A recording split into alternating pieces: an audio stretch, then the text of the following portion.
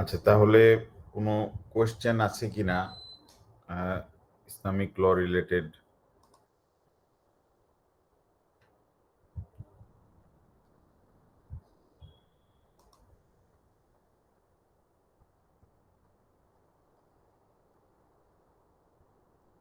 আমাদের কিছু জিনিস বাকি ছিল, আহ, ওটা আমাদেরকে একটু খেয়াল রাখতে হবে। আমাদের কিছু জিনিস বাকি ছিল। তোমার পার্ট বিতে আমাদের কয়েকটা জিনিস একটু বাকি আছে, ওটা আমাদেরকে একটু পরে কাভার করে ফেলতে হবে। যেমন পার্ট বিতে আমাদের আরো একটা বা দুইটা ক্লাস লাগতে পারে এটাতে, মানে ইয়েট টু বি ডান এর মধ্যে। ম্যারেজের আমরা দুইটা অ্যাঙ্গেল করেছিলাম, কিন্তু ম্যারেজের আরেকটা অ্যাঙ্গেল যেটা দিতে পারে সেটা হচ্ছে স্টিপুলেশন, যে একটা ম্যারেজ কন্ট্রাক্টে কি ধরনের টার্মস দেয়া যায়, কি ধরনের টার্মস দেয়া যায় না। আর আরেকটা হচ্ছে গিয়ে ম্যারেজের ক্ষেত্রে আসতে পারে হচ্ছে যে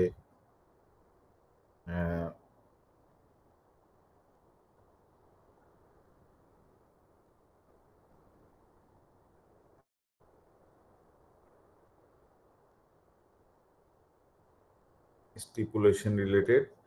আর আরেকটা আমরা আমরা তো দেখেছিলাম হচ্ছে আগের ক্লাসে ক্যাপাসিটি, মানে ফর্মস এন্ড ক্যাপাসিটি।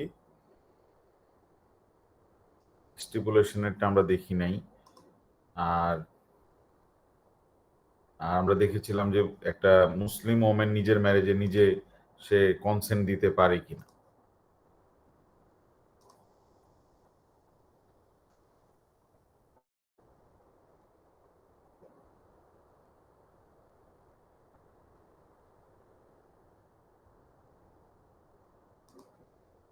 ঠিক আছে তো।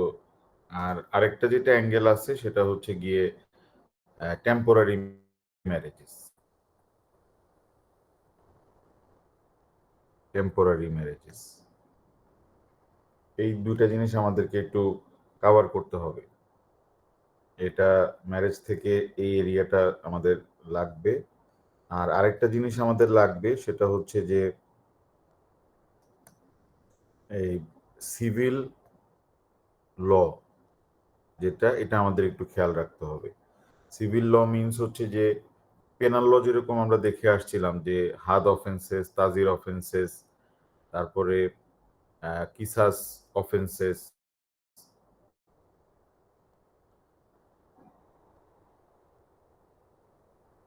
এই যে তিন ধরনের পেনাল আমরা দেখলাম। এর মধ্যে আবার 6 ধরনের অফেন্স। কিসাস বডিলি হার্ম বা কিলিং, যদি এটা কিসাসও না হয় আবার হাদও না হয়, তাহলে এখানের মধ্যে আমাদের জাজের ডিসক্রেশন আছে যে কোনো একটা আনলফুল এক পানিশমেন্ট ডিটারমাইন করার।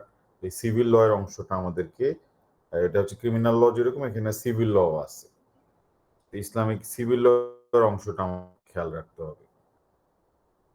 যে এখানে দুইটা জিনিস খেয়াল রাখতে হয়, সেটা হচ্ছে কন্ট্রাক্ট আর হচ্ছে টর্ট। তাহলে ইসলামিক পার্সপেক্টিভ থেকে কন্ট্রাক্ট এন্ড টর্ট। ঠিক আছে, মানে এগুলো কঠিন কোনো ইস্যু না। মানে ধরো যে এটা হাফ অ্যান আওয়ারের মধ্যে স্টিপুলেশন আর টেম্পোরারি জিনিসটা দেখে নিলেই হবে। আমি স্লাইডটা আপলোড করে দিব। আর কোশ্চেন অ্যান্সার তো দেওয়াই আছে, সবগুলা কোশ্চেন অ্যান্সার এইগুলো দিয়ে দিছি, 4টা কোশ্চেন অ্যান্সারই দেওয়া আছে। আর সিভিলের পার্টটা একটু আমরা আগে পার্ট এটা শেষ করে তারপরে আমরা এই পার্ট বি এর এটা দেখে ফেলতে হবে। তাহলে এখন পার্ট এ তে আমাদের যেই কোশ্চেনগুলা এক্সামিনাররা দিয়ে থাকে, পার্ট এ তে যেটা দিয়ে থাকে সেটা হচ্ছে যে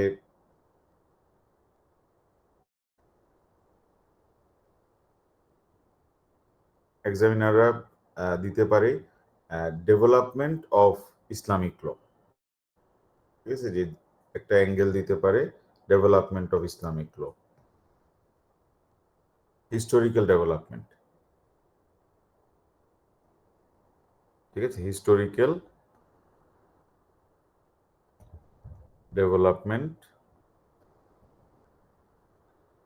অফ ইসলামিক ল,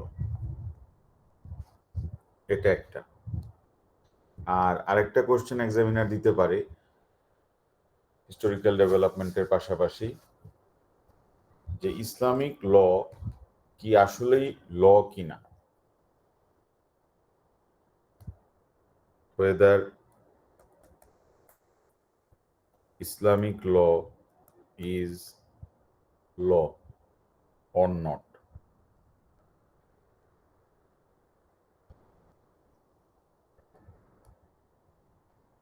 আরেকটা জিনিস যেটার উপর এক্সামিনার ফোকাস করতে পারে,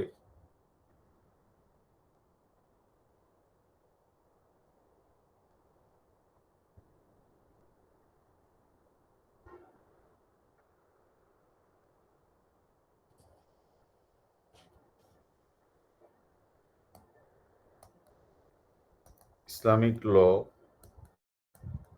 ইন দ্য মডার্ন এইজ, যে কারেন্টলি ইসলামিক ল কিভাবে অ্যাপ্লাই হচ্ছে ইন মানে ভেরিয়াস কান্ট্রিজ। তাহলে একটা হচ্ছে হিস্টোরিক্যাল ডেভেলপমেন্ট, তারপরে ইসলামিক ল কি আসলে ল কিনা, তারপরে ইসলামিক ল মডার্ন এজে কিভাবে অ্যাপ্লাই হয়। তারপরে কোশ্চেন আসতে পারে হচ্ছে শুধু কোরআন রিলেটেড, যে কোরআন এজ এ সোর্স। আর একটা দিতে পারে হচ্ছে সুন্নাহ এজ এ সোর্স, মানে প্রফেট মুহাম্মদ সাল্লাল্লাহু আলাইহি ইসলামের তোমার স্টেটমেন্টস, অ্যাক্টস এবং হচ্ছে সাইলেন্ট একুইপস, এটা এজ এ সোর্স। তারপরে দিতে পারে হচ্ছে ইজমা, কিয়াস এজ এ সোর্স।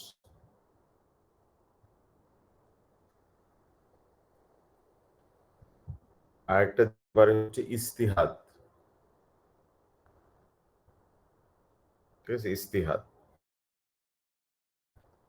ছোট ছোট কোয়েশ্চেন, মানে ধরো যে মানে 800 ওয়ার্ডস অথবা 1000 অথবা 1200 ওয়ার্ডস এরকম, কোরআন, ইজমা, কিয়াস, এগুলো এজ এ সোর্স। তারপরে দিতে পারে হচ্ছে principles of principles of Islamic law, হ্যাঁ, প্রিন্সিপালস অফ ইসলামিক ল। এখানে কিছু প্রিন্সিপাল লয়ের তোমার এগুলোর উপরে দিতে পারে, যেমন তোমার ইস্তিসান, তারপরে হচ্ছে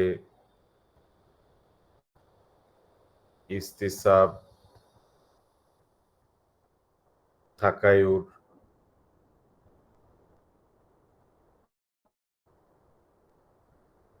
ঠিক আছে। ইসলামিক প্রিন্সিপালস তোমার মানে 6-7টা ইসলামিক প্রিন্সিপালস আছে, কয়েকটা ম্যাগজিমস আছে, এটার উপরে অনেক সময় ছোট মানে বলে যে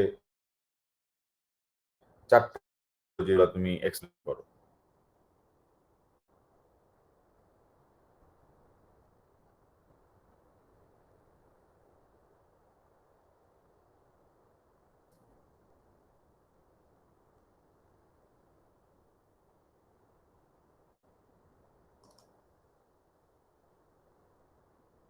ঠিক আছে, তাহলে এই জিনিসগুলো যদি আমরা মোটামুটি ফোকাস করতে পারি,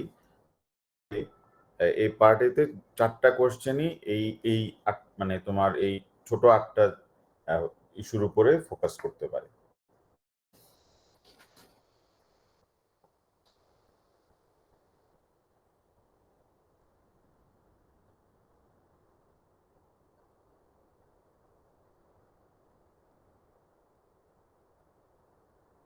ঠিক আছে, তাহলে আর আর তোমার আর Islamic law in the modern age, এটার সাথে কানেক্টেড হচ্ছে গিয়ে তোমার ইসলামিক ইন্টারন্যাশনাল ল,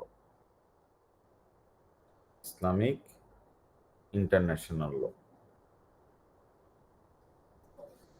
ঠিক আছে। আচ্ছা, তাহলে এটার জন্য আমাদের যে ম্যাটেরিয়ালসটা যেটা খেয়াল রাখতে হবে, সেটা হচ্ছে যে আমাদের এই পার্ট এর জন্য যখন আমরা হিস্টোরিক্যাল ডেভেলপমেন্ট, হ্যাঁ, এটা আমরা দেখবো হচ্ছে ইয়ে থেকে, মাসুদ বেডেরিনের যে বই, এটা থেকে আমরা দেখে ফেলবো হচ্ছে হিস্টোরিক্যাল ডেভেলপমেন্ট। আর তারপরে যে ইসলামিক ল কি, ল কি না, এটা হচ্ছে ওনার চ্যাপ্টার নাম্বার 2, হ্যাঁ, নেচার অফ ইসলামিক ল, যেটাকে আসলে ল এর মধ্যে কিনা। উনি ওনার বই থেকেই কোয়েশ্চেন গুলা করে। পার্ট এর কোনো কোয়েশ্চেন ওনার বই মানে ছাড়া উনি কোয়েশ্চেন করেই না পার্ট এর ক্ষেত্রে। আর হচ্ছে চ্যাপ্টার 3, থিওরি এন্ড স্কোপ, ছোট ছোট 3টা চ্যাপ্টার আছে, এখান থেকেই তোমার এই কোয়েশ্চেন গুলা প্রিপেয়ার তুমি করতে পারবা। এখানে সাফিসিয়েন্ট ম্যাটেরিয়ালস আছে এবং খুব সামারি করা আর কি, মানে বড় কোনো কিছু না। যেমন নেচার অফ 6 পেজ, তাও বড় বড় ফন্টের 6 পেজ। তারপরে হলো গিয়ে থিওরি এন্ড স্কোপ জানা থেকে শুরু করে এটা হিস্টোরিক্যাল ডেভেলপমেন্ট, এটাও তোমার হিস্টোরিক্যাল ডেভেলপমেন্টে 6টা স্টেজে উনি পেয়েছে আর কি, ইসলামিক ল এর হিস্ট্রিটাকে।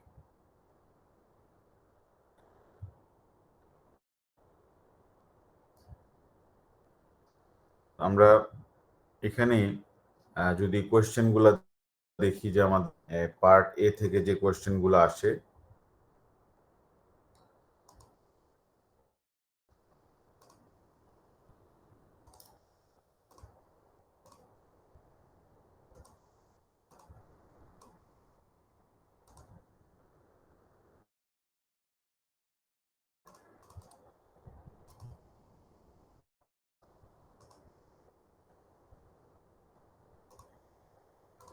তাহলে পার্ট এ তে আমাদের question, Islamic law part A যেরকম হচ্ছে, উসুল আল ফিক can be describe metaphorically as the cooking pot of Islamic law discuss. ঠিক আছে, উসুল ফিক বলতে, ফিক বলতে আমরা যেটা বোঝাতে পারি যে, মানে যেটা, যে এই হিউম্যান বিং তার মাইন্ড অ্যাপ্লাই করে কোরআন এবং হাদিস থেকে যে লটা তোমার ডিরাইভ করে, আমরা বলতে পারি, বা যেই লটাকে তোমার তারা, আমরা ফিল্টারিং প্রসেসে তারা বের করতে পারে, এটাকে আমরা বলতে পারি হচ্ছে গিয়ে তোমার ফিক। তো এই এই প্রসেসটা আসলে কি হবে, কিভাবে আমরা বুঝবো যে একটা মানে ল এটা ইসলাম না? হ্যাঁ, এটা, এই স্টাডিটাকে বলা হয় হচ্ছে উসুল আল ফিক। তাহলে এটার মাধ্যমে যেটা করা হয় সেটা হচ্ছে যে, এই ইসলামিক ল গুলার আমরা মানে অথেন্টিক ইসলামিক ল এবং হচ্ছে তোমার ইনভ্যালিড ইসলামিক লকে আমরা আলাদা করতে পারি। এটার উপরে হচ্ছে গিয়ে কোশ্চেন প্রথমটা আসছে, উসুল আল ফিক can be describe metaphorically as the cooking pot of Islamic law. তারপরে হচ্ছে, the rules of classical Islamic international law cover most of the relevant issues in contemporary international law। মানে এটা আসছে Islamic law in the modern age, যে চ্যাপ্টারটা, এটার সাথে add করে আসছে হচ্ছে ইসলামিক ইন্টারন্যাশনাল ল। তো হিস্টোরিক্যাল ডেভেলপমেন্ট আমরা কভার করব। এটা বিভিন্ন আসতে পারে হিস্টোরিক্যাল ডেভেলপমেন্টের কোশ্চেনটা, যে historical development of Islamic law may রাফলি be divided into 6 major periods. এটা ডেভেলপমেন্ট অফ ইসলামিক ল।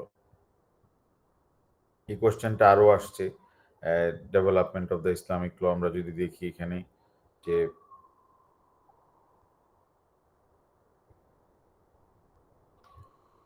এই যে ইসলামিক ল কি রিলিভেন্ট কিনা, মানে Islamic law in the modern এজের কোশ্চেন।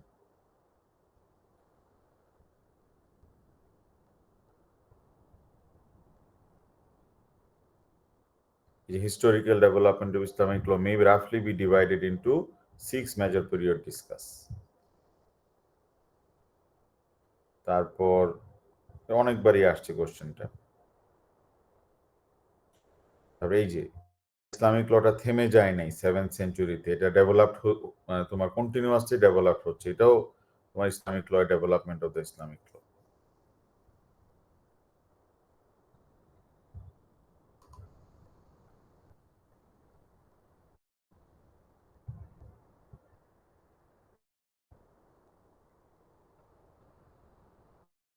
ঠিক আছে, সবগুলা তোমার যে কোয়েশ্চেন পার্ট এ থেকে যা যা কোয়েশ্চেন আছে একসাথে করে দেওয়া আছে 2020 থেকে 2023 পর্যন্ত।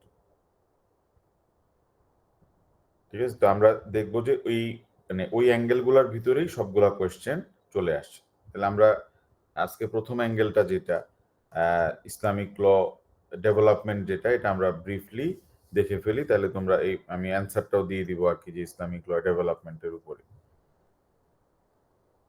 তাহলে হিস্টোরিক্যাল ডেভেলপমেন্ট, ঠিক আছে, যেটা আমরা ম্যাটেরিয়ালস হিসেবে দেখব হচ্ছে তোমার এই চ্যাপ্টার 1। এটা আমি গ্রুপে আপলোড করে দিব, তোমাদের কাছে সবার কাছে বই থাকার কথা, কিন্তু বই না থাকলেও অসুবিধা নেই, আমি চ্যাপ্টারটা শুধু এই 17 পেজ আলাদা করে দিয়ে দিব। তাহলে আমাদের কোয়েশ্চেনটা যেটা আসতেছে এই চ্যাপ্টারটা থেকে, কোয়েশ্চেনটা যেটা আসছে October 2023, October 2023,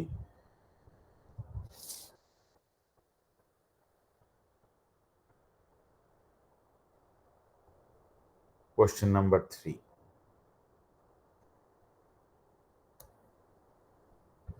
The historical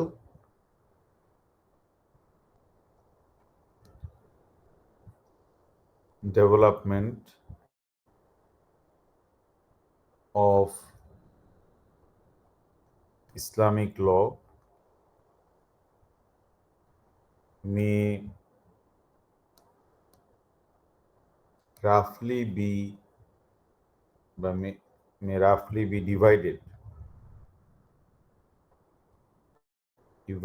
into 6 major periods.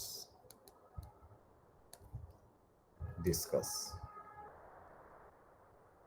ঠিক আছে, আর আর এই সেম কোশ্চেনটাই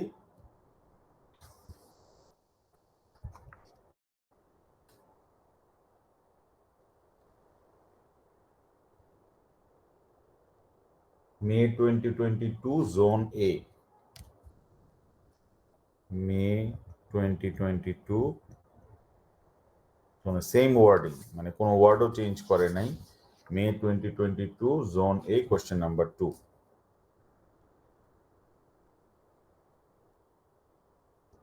সেম ওয়ার্ডিং এ আসছে, ঠিক আছে, সেম ওয়ার্ডিং এ। The historical development of Islamic law may roughly be divided in 6 major stages। আবার সেম ওয়ার্ডিং এ আবার আসছে হচ্ছে মেয়ের কোশ্চেন পেপারে, May 2022 zone, the historical development of Islamic law may roughly be divided into 6 major periods। তাহলে এটা থেকে অনেক কিছুই তোমার মানে সবই তোমার জানা আছে, অনেক কিছু না, মানে 100% জিনিসই জানা আছে, খালি অ্যান্সারটা তৈরি করতে হবে। তাহলে এখান থেকে আমরা শুধু দেখে ফেলি যে কিভাবে তুমি কিভাবে অ্যান্সারটা প্রিপেয়ার করবা। তার মানে প্রথমে দিতে হবে হচ্ছে ইন্ট্রোডাকশন,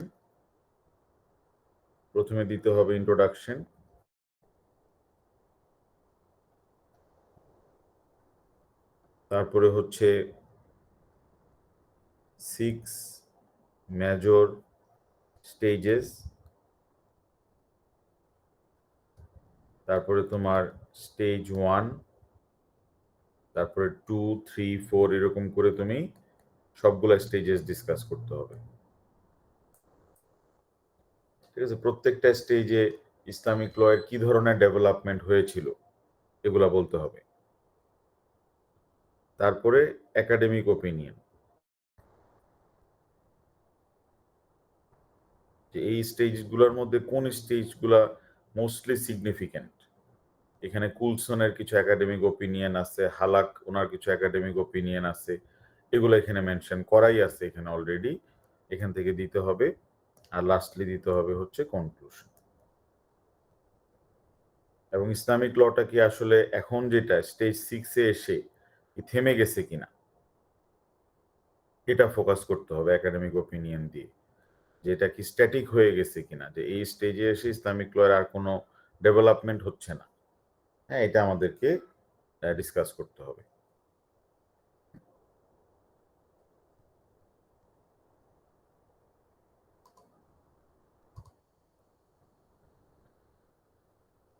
তাহলে তুমি এখানে প্রথমে আমরা বলে দিব যে the history of Islamic law is linked with the divine call of prophet Muhammad সাল্লাল্লাহু আলাইহি ওয়াসাল্লাম, peace be upon him, to the prophethood and consequent emergence of Islam as a religious faith in Arabia in the 7th century.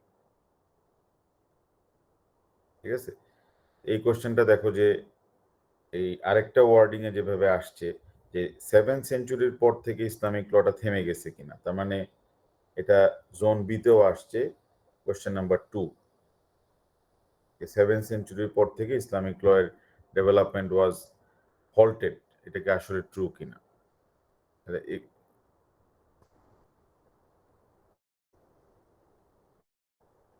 May 2022, zone B, question number 2।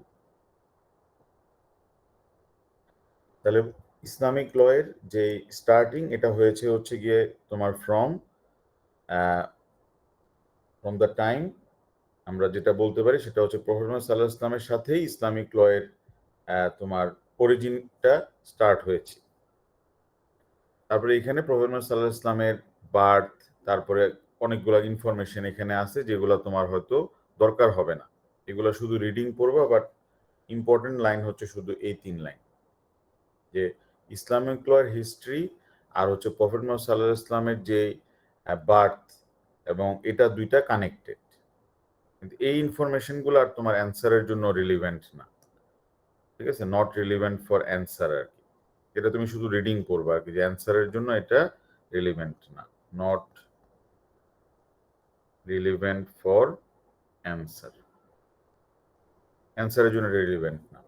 এখানে যেটা discuss করা আছে সেটা হচ্ছে prophet সাল্লাল্লাহু আলাইহি ওয়াসাল্লামের বার্থ হচ্ছে 1569, তারপর কোরআন নাজিল হয়েছে যখন ওনার বয়স ছিল হচ্ছে 40, কোরআন নাজিল শুরু হয়েছে হচ্ছে 609 তোমার খ্রিস্টান এরা থেকে, এবং আল্লাহর কাছ থেকে তোমার জিব্রাইল আলাইহিস সালামের মাধ্যমে প্রফেট সাল্লাল্লাহু আলাইহি ওয়াসাল্লামের কাছে কোরআনের বিভিন্ন আয়াত নাজিল হয়েছে বিভিন্ন সময়। কিছু সূরা নাজিল হয়েছে মক্কাতে, কিছু সূরা নাজিল হয়েছে মদিনাতে।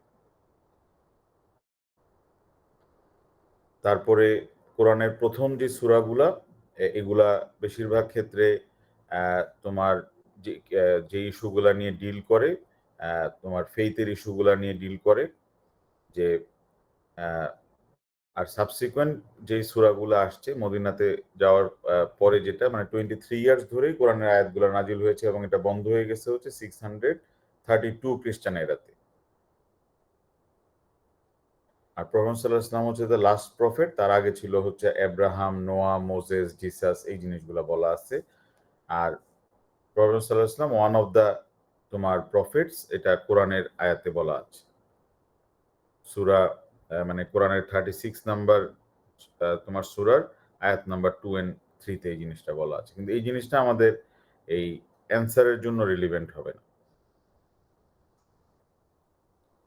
ঠিক আছে, আমাদের কোশ্চেনটা কিন্তু মাথায় রাখতে হবে। কোশ্চেনটা আমাদের যেটা ফোকাস করতেছে সেটা হচ্ছে যে তোমার এই 6টা স্টেজ কি কি, ইসলামিক ল ডেভেলপমেন্টের যে 6টা স্টেজ। আর এখানে আমাদের এখানে যে ছবিটা দেওয়া আছে হেরা গুহার ছবি, হ্যাঁ, এটাও তোমার এগুলো আমাদের অ্যান্সারের জন্য রিলিভেন্ট হবে না। আর কোরআনের একটা ক্যালিগ্রাফিক রাইটিং যেটা, যে প্রথম সূরাটার, এটা এখানে দিয়ে দেওয়া আছে।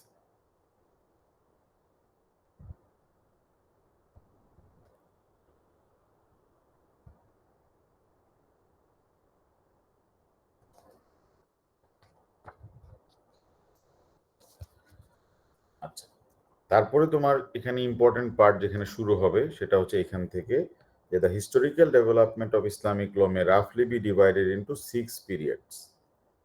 ইসলামিক ল ডেভেলপমেন্টটাকে 6 ভাগে ভাগ করা যায়। একটা হচ্ছে ফরমেটিভ পিরিয়ড, তারপরে সেকেন্ড হচ্ছে প্রি ক্লাসিক্যাল পিরিয়ড, তারপরে আমাদের classical period, post classical period, তারপরে modern period and emerging post modern period. এই হচ্ছে 6টা স্টেজেস। ঠিক আছে, এটা আমাদেরকে ইম্পর্টেন্ট পার্ট। তারপরে তুমি স্টেজ 1, যেটা ফরমেটিভ পিরিয়ড। ঠিক আছে, ফরমেটিভ পিরিয়ডের উপরে তোমার ডিসকাশন করতে হবে যে ফরমেটিভ পিরিয়ডটা কি, যে ইসলামিক ল এর ফরমেটিভ পিরিয়ড যেটা ছিল, যে প্রফেট মুহাম্মদ সাল্লাল্লাহু আলাইহি ওয়াসাল্লাম এটাকে তোমার যে যখন কোরআন নাজিল হওয়া শুরু হয়, তাহলে ফরমেটিভ পিরিয়ডে প্রফেট মুহাম্মদ সাল্লাল্লাহু আলাইহি ওয়াসাল্লাম তোমার ওই টাইমটাতে মানে তোমার প্রফেট মুহাম্মদ সাল্লাল্লাহু আলাইহি ওয়াসাল্লাম ওয়াজ দেয়ার, মানে ওই টাইমটাকে বলা হচ্ছে ফরমেটিভ পিরিয়ড। মানে ইসলামিক ল এর যখন প্রফেট মুহাম্মদ সাল্লাল্লাহু আলাইহি ওয়াসাল্লামের টাইমটাকে ফরমেটিভ পিরিয়ড ধরা হচ্ছে। তাহলে Muslim scholarship identifies the era of prophet Muhammad সাল্লাল্লাহু আলাইহি ওয়াসাল্লাম as the formative period of Islamic law. তাহলে এই টাইমটা হচ্ছে ফরমেটিভ পিরিয়ডের টাইমটা হচ্ছে 23 ইয়ার্স। কারণ পুরাপুরি কোরআন নাজিল হওয়ার টাইমটা থেকে শুরু করে মানে 609 থেকে ধরছে হচ্ছে 632 ফরমেটিভ পিরিয়ড। এর মধ্যে আবার খেয়াল রাখতে হবে যে 13 ইয়ার্স, 13 ইয়ার্স ছিল হচ্ছে এই ফরমেটিভ পিরিয়ডের ইন মক্কা, আর বাকি টাইমটা ছিল মদিনাতে। তার মানে এখানে আমাদের মক্কার টাইমটা ছিল হচ্ছে 609 থেকে 622, আর 622 থেকে 10 বছর হচ্ছে ইন মদিনা। তাহলে এখানে আমাদের ইম্পর্টেন্ট হচ্ছে যে টাইমটা শুধু মেনশন করে দেওয়া, আর এটার মানে এই কিভাবে ডিভাইড হয়েছে হচ্ছে গিয়ে তোমার এই 23 ইয়ার্স, এটা এখানে বলার দরকার নেই।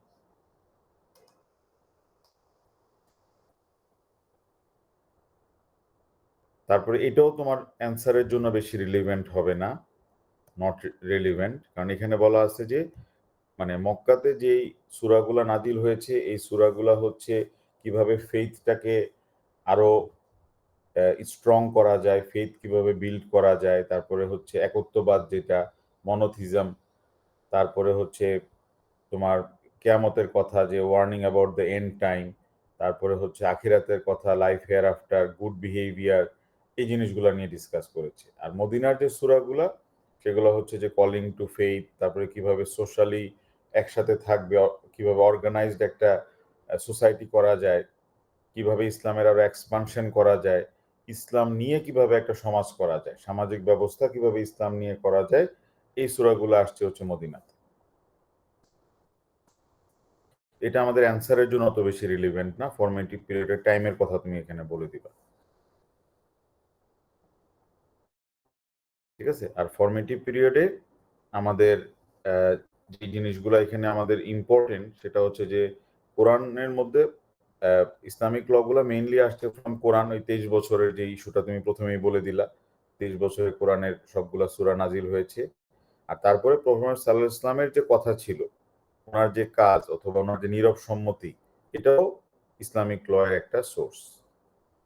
ওনাকে যখন কোনো কোয়েশ্চেন জিজ্ঞাসা করা হতো উনি 3 ভাবে এটার অ্যান্সার দিত। একটা হচ্ছে যদি অ্যান্সারটা কোরআনে থাকতো উনি কোরআনের ভার্সটা মেনশন করে দিত। সেকেন্ড, তোমার উনি যদি কোরআনের ভার্সে না থাকতো, যদি নতুন কোনো ওই ইস্যুতে নতুন সূরা নাজিল হতো, উনি সূরাটার মাধ্যমে অ্যান্সারটা দিত। আর 3 নাম্বার হচ্ছে উনি কোরআনের আয়াতকে ইন্টারপ্রিটেশন করে স্টেট মানে ওই কোশ্চেনের অ্যান্সারটা দিত। তাই 3 ভাবে অ্যান্সারটা পাওয়া যাচ্ছে যে কোনো প্রবলেমের বা যে কোনো কোয়েরির। ফার্স্ট ওয়ে হচ্ছে কি, যদি কোরআনে অলরেডি থাকে তাহলে ওখান থেকে অ্যান্সার দিবে। যেহেতু প্রফেট সাল্লাল্লাহু আলাইহি ওয়াসাল্লাম তখন উপস্থিত ছিল, তখন এখানের মধ্যে উনি যদি ওই সময় কোরআন নতুন কোনো সূরা নাজিল হয় তাহলে ওই সূরার মাধ্যমে অ্যান্সারটা দিয়ে দিত, অথবা তোমার through his own inspired statements.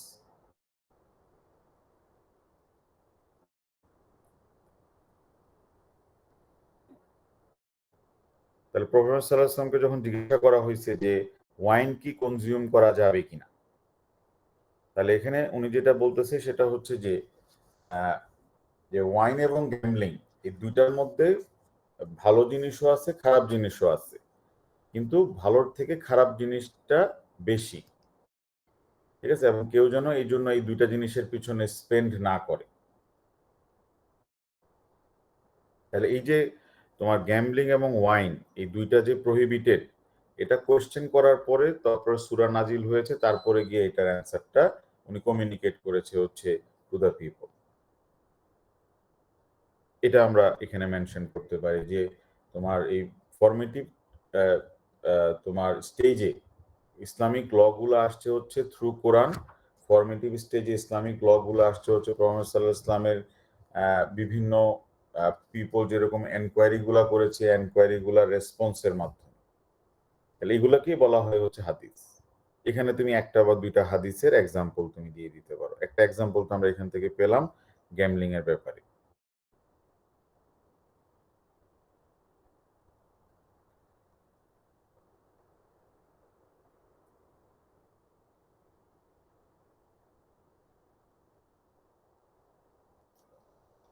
আচ্ছা, আরেকটা ইস্যু এখানে আমরা দিতে পারি, সেটা হচ্ছে যে এই যে ফরমেটিভ স্টেজে কিভাবে কোরআনটাকে হাদিসগুলো প্রিজার্ভ করা হয়েছে সেটা তুমি এখানে মেনশন করে দিতে পারো। ঠিক আছে, এটা হচ্ছে অপশনাল প্যারাগ্রাফ। অপশনাল প্যারাগ্রাফ এই পার্টটাও হচ্ছে অপশনাল, নট ম্যান্ডেটরি, রিডিং পড়ার জন্য আর কি। এখানে বলতেছে যে মানে কোরআন যখন নাজিল হয়ে গেল এবং তোমার 632 এর পরে তো আর কোনো মানে এন্ড অফ, আমরা বলতে পারি যে তোমার আর তো কোরআনের মাধ্যমে কোনো ল আসে নাই। তো এখন এই কোরআনটা কিভাবে প্রিজার্ভ করা হয়েছে, তাহলে the revelation of the Quran was completed during the prophet's lifetime and was fully committed to memory. তাহলে মেইনলি এটাকে প্রিজার্ভ করা হয়েছে মেমোরাইজ করার মাধ্যমে, এবং বিভিন্ন সাহাবীরা এটাকে কিভাবে মেমোরাইজ করেছিল এটা দুইটা দেওয়া আছে। আর 2015 সালে আহ, যেটা একটা পাওয়া গেছে যে যখন এই কোরআনটা কম্পাইল করা হয়, তোমার প্রথমে কম্পাইল করা হয় হচ্ছে মানে হযরত আবু বকর রাদিয়াল্লাহু আনহুর সময়, পরে উমর রাদিয়াল্লাহু আনহুর সময় এটা আবার ফার্দার কম্পাইল করে যেগুলা প্রাইভেট কোডিফিকেশন ছিল সবগুলাকে ডেস্ট্রয় করে ফেলা হয়।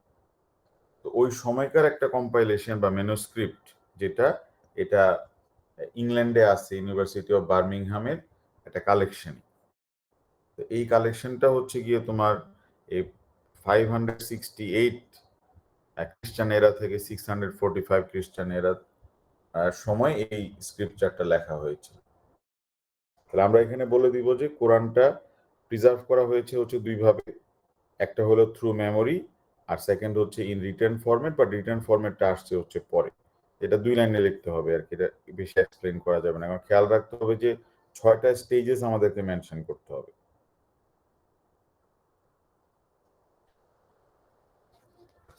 আর হাদিস প্রিজার্ভ করা হয়েছে এটাও হচ্ছে থ্রু মেমোরাইজেশন, তারপরে হচ্ছে এটা প্রিজার্ভ হয়েছে ইন রিটেন ফরম্যাট, এটাও আমাদের এক লাইনে মেনশন করে দিতে হবে।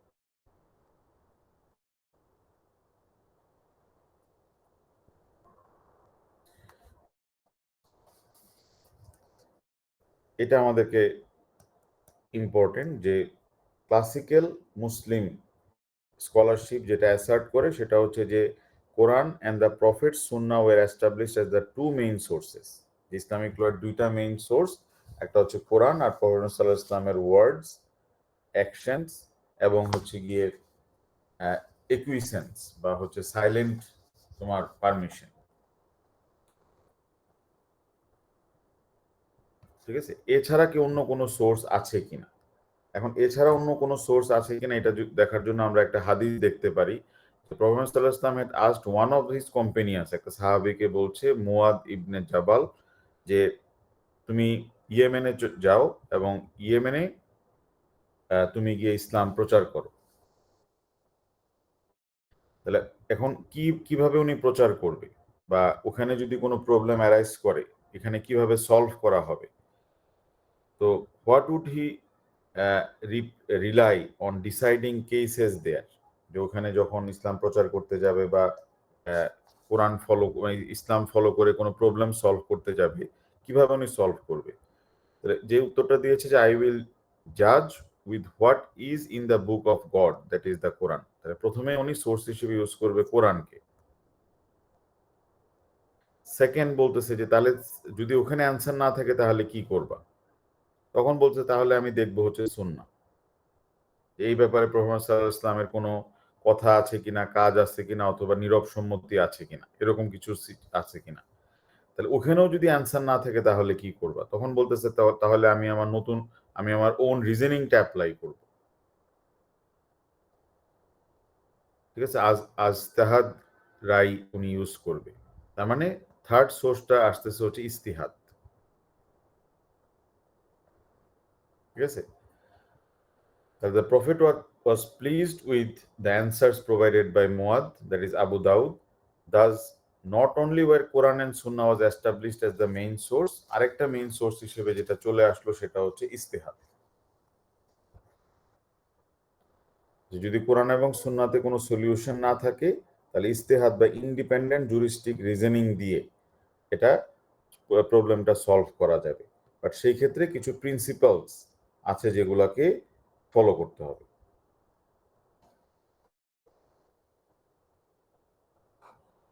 ঠিক আছে, আরেকটা জিনিস এখানে আমরা মেনশন করতে পারি, সেটা হচ্ছে যে ফর্মেটিভ স্টেজে যে আরেকটা ডকুমেন্ট আসছিল, মোস্ট ইম্পর্টেন্ট ডকুমেন্ট, এই ডকুমেন্টের নাম হচ্ছে চার্টার অফ মদিনা, মদিনা সনদ। আর ফর্মেটিভ স্টেজে অনেক জিনিস চলে আসছিল।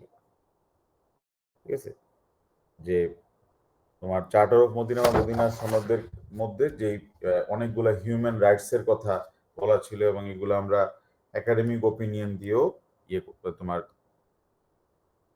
গোইটিনের একটা একাডেমিক ওপিনিয়ন বা জাফর আনসারের একটা একাডেমিক ওপিনিয়ন, এগুলো আমরা দিয়ে এখানে বলতে পারবো যে ফর্মেটিভ স্টেজে ইসলামিক ল তো আসছে হচ্ছে কোরআন সুন্নাহ থেকে আসছে, প্লাস ইস্তিহাদ, আর হচ্ছে গিয়ে তোমার এই মদিনা সনদ।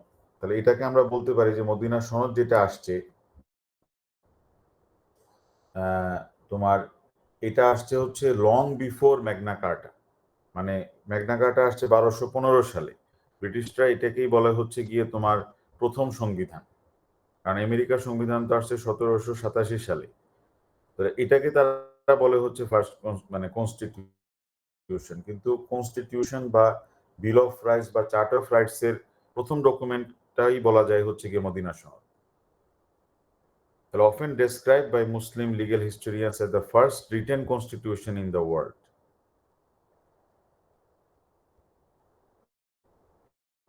The content of the charter betrays a highly legalistic and even formalistic mind. Describe it throwing light on the Prophet's capacity to devise a socio-political structure which is conducive to the realization of the objectives of his mission.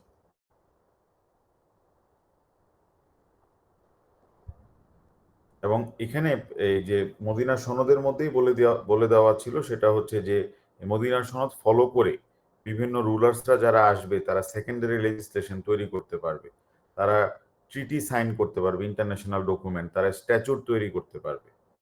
তাহলে স্ট্যাচুটের আইডিয়াটা তখন থেকেই আসছে। তাহলে এটাও আমাদের এই মানে প্রথম স্টেজে যেটা ইসলামিক ল এর যেটা ফর্মেটিভ স্টেজ, ঠিক আছে, এখানে আমরা এই জিনিসগুলো বলে দিলাম। তাহলে ফর্মেটিভ স্টেজে আমাদের আমরা ডিসকাস করলাম হচ্ছে যে ফর্মেটিভ স্টেজটা কানেক্টেড হচ্ছে প্রফেট মুহাম্মদ সাল্লাল্লাহু আলাইহি ওয়াসাল্লামের উপরে কোরআন নাজিল হওয়ার সাথে এটা কানেক্টেড। তবে কোরআনের সূরাগুলো মক্কা এবং মদিনা দুই জায়গায় নাজিল হয়েছে, এবং দুই ধরনের সূরা এখানে। তারপর প্রফেট সাল্লাল্লাহু আলাইহি ওয়াসাল্লামের কাছে কোনো কোয়েশ্চেন জিজ্ঞাসা করলে উনি কিভাবে এটা সলভ করতো। তারপরে হচ্ছে কোরআনের সোর্সেস গুলা কি কি, প্রথম হচ্ছে দুইটা সোর্স কোরআন এবং সুন্নাহ, আর থার্ড সোর্সটা হচ্ছে ইস্তিহাদ, এগুলো তুমি মেনশন করবে আর কি। আচ্ছা, তারপরে যেটা আসতেছে যে এটা ইম্পর্টেন্ট, যে the perception of the prophet's era, মানে হচ্ছে formative stage of Islamic law has been contested in western scholarship. তাহলে ওনারা যেটা বলতে চায় ওয়েস্টার্ন স্কলারশিপে, যে মানে কোরআনের যে আয়াতগুলা, এগুলা হচ্ছে সবই হচ্ছে কি ইথিক্যাল আয়াত, এগুলা হচ্ছে সবই মোরাল স্ট্যান্ডার্ডের কথা বলা হচ্ছে, এগুলা প্রকৃতপক্ষে ল না। তাহলে western scholarship starting with the writings of Ignaz Goldziher এবং জোসেফ সাট, ঠিক আছে, the contestation with the particular reference of the establishment of Sunnah as a source of Islamic law. তারা কন্টেস্ট করে হচ্ছে যে প্রফেট সাল্লাল্লাহু আলাইহি ওয়াসাল্লামের মানে মানে কথা কাজ এবং হচ্ছে গিয়ে একুইসেন্স, এগুলা কেন লয়ের মর্যাদা পাবে। তার মানে লয়ের মর্যাদা পেলে শুধু কোরআন পেতে পারে, বাট ওইটা তো লয়ের মর্যাদা পাবে না।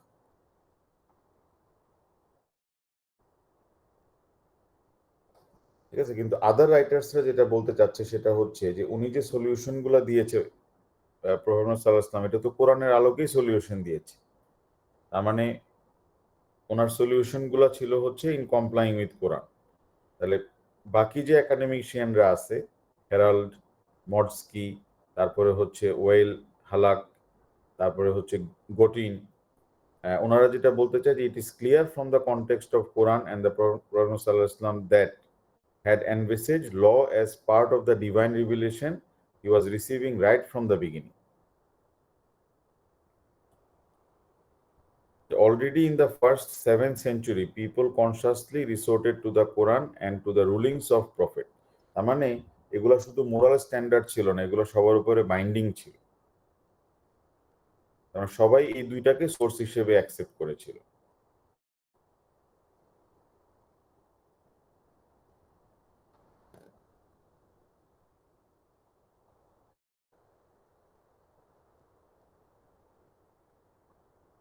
কিন্তু ফরমেটিভ স্টেজে আমরা যেটা বলতে পারি যে ফরমেটিভ স্টেজে তোমার কোরআনটা নাজিল হয়ে গেছে, প্রফেট সাল্লাল্লাহু আলাইহি ইসলামের মানে তোমার যেই অ্যাকশনস এগুলা মানুষের তখন মেমোরি পর্যন্তই তোমার লিমিটেড ছিল, আর মানুষ জেনারেলি কোরআনের আয়াতগুলা ফলো করতো বা কোরআনের মধ্যে যে লগুলা লেখা ছিল সেগুলা ফলো করতো। কিন্তু এখানে স্ট্যান্ডার্ড কোনো লিগ্যাল সিস্টেম তখনও ডেভেলপ করেনি। স্ট্যান্ডার্ড লিগ্যাল সিস্টেম বলতে আমরা যেটা বুঝাই যে স্ট্যান্ডার্ড লিগ্যাল সিস্টেমে ল থাকবে, তারপরে হচ্ছে স্ট্যান্ডার্ড লিগ্যাল সিস্টেমে ল এর ভ্যালিডিটি ডিটারমাইন করার প্রসেস থাকবে। তার মানে there will be substantive law and there will be process to determine validity of law. আর আরেকটা জিনিস থাকবে সেটা হচ্ছে যে একটা মানে এই লটা কিভাবে আমি কোর্টে গিয়ে অ্যাপ্লাই করব, ওই প্রসিজিওরটাও বলা থাকতে হবে। তাহলে তিনটা ল না থাকলে একটা লিগ্যাল সিস্টেম বলা যায় না। আমাকে থাকতে হবে হচ্ছে সাবস্ট্যান্টিভ ল, আমার থাকতে হবে সাবস্ট্যান্টিভ ল, তারপরে হচ্ছে গিয়ে তোমার জুরিসপ্রুডেন্সিয়াল ল, মানে আমি কিভাবে ডিটারমাইন করব যে এটা কি আসলে ভ্যালিড ল কিনা, মানে ইসলামিক লতে কোন সোর্সগুলো থেকে ল আসলে এটাকে ভ্যালিড ল বলা হবে। আর 3 নাম্বারটা আমাদেরকে যেটা খেয়াল রাখতে হবে যে প্রসিজিয়ারটা, যেটা যে ব্রিচ করলে কোথায় জিনিসটা রেইজ করতে হবে, কে বিচার করবে, কি পানিশমেন্ট দিবে, ওটাও তো থাকতে হবে। তাহলে আমরা যেটা বলতে পারি যে ফরমেটিভ স্টেজে একটা লিগ্যাল সিস্টেম এস্টাবলিশড হয়নি।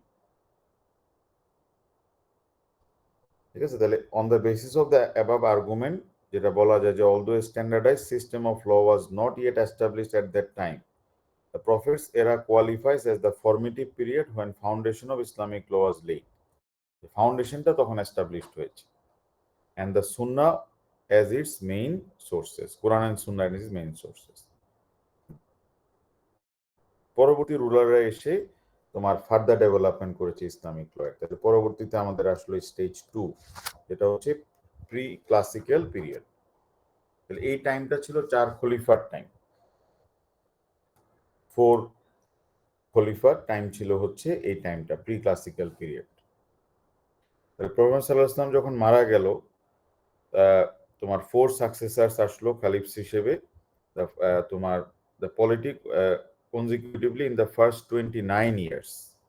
তাহলে এই টাইমটা হচ্ছে গিয়ে আমরা বলতে পারি যে এইভাবে আমরা টাইম লাইনটা বলতে পারি যে 632 থেকে হচ্ছে আবু বকর রাদিয়াল্লাহু আনহু, উনি ছিল হচ্ছে গিয়ে 634 পর্যন্ত। তারপরে আসলো হচ্ছে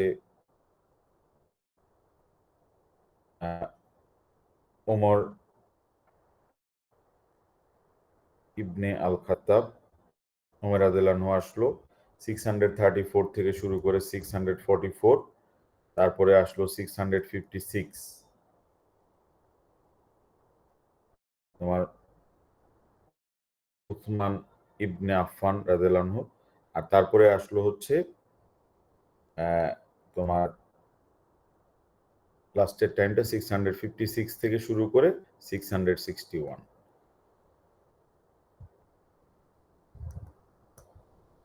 তাহলে এই টাইমটা ছিল 4 খলিফার টাইম। ঠিক আছে, এটাকে আমরা বলতে পারি প্রি ক্লাসিক্যাল পিরিয়ড। তাহলে আমরা দেখলাম যে ফরমেটিভ স্টেজে কোরআন এবং হাদিসটা কিভাবে আসছে, এটাই ছিল ফরমেটিভ স্টেজের মেইন সামারি। আর এখানে আমরা দেখেছি কয়েকটা একাডেমিক ওপিনিয়ন। আর প্রি ক্লাসিক্যাল পিরিয়ডে 4 খলিফার সময় আবার ইসলামিক লয়ের কি ডেভেলপমেন্ট হয়েছে সেটা ডিসকাস করতে হবে।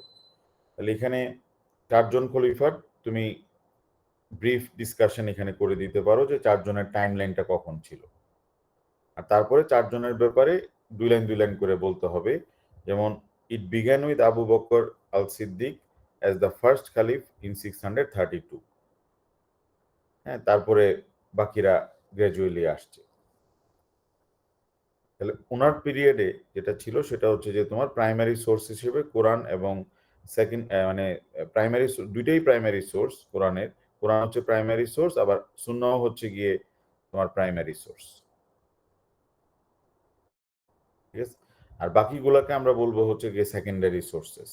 ইসলামিক লয়ের বাকিগুলো হবে সেকেন্ডারি সোর্সেস, যেরকম ইজমা, তারপরে কিয়াস, তারপরে হচ্ছে আদার যে সোর্সেস গুলো থাকবে ইস্তিহাদ, এগুলো হবে আমাদের সেকেন্ডারি সোর্সেস।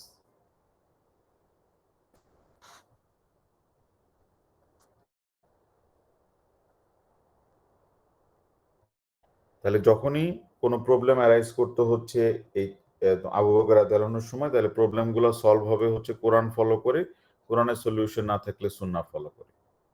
তবে ওই ইস্তিহাদের যে ইস্যুটা, এটাই ডিফারেন্টলি এখানে আসছে। They also exercised executive political discretion, that is সিয়াসা, in the best interest of the community whenever necessary.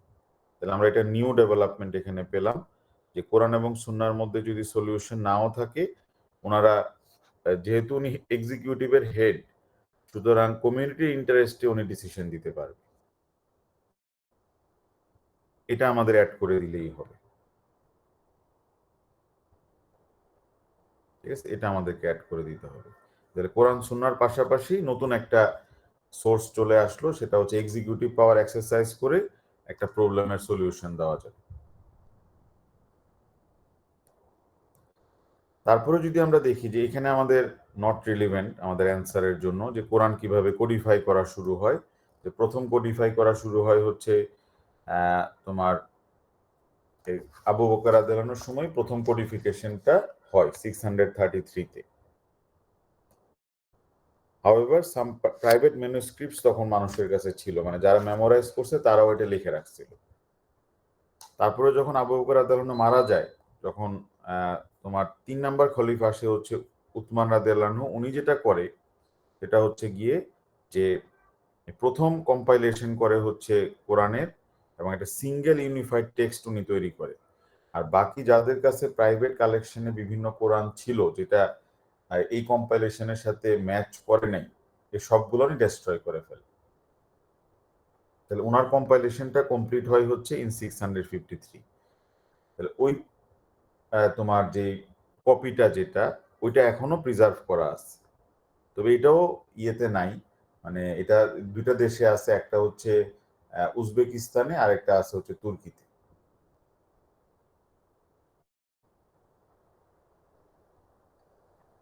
ঠিক আছে, আর ওই সময় অন্যান্য যতগুলো প্রাইভেট ম্যানুস্ক্রিপ্টস ছিল সবগুলা ডেস্ট্রয় করে ফেলা হয়েছে।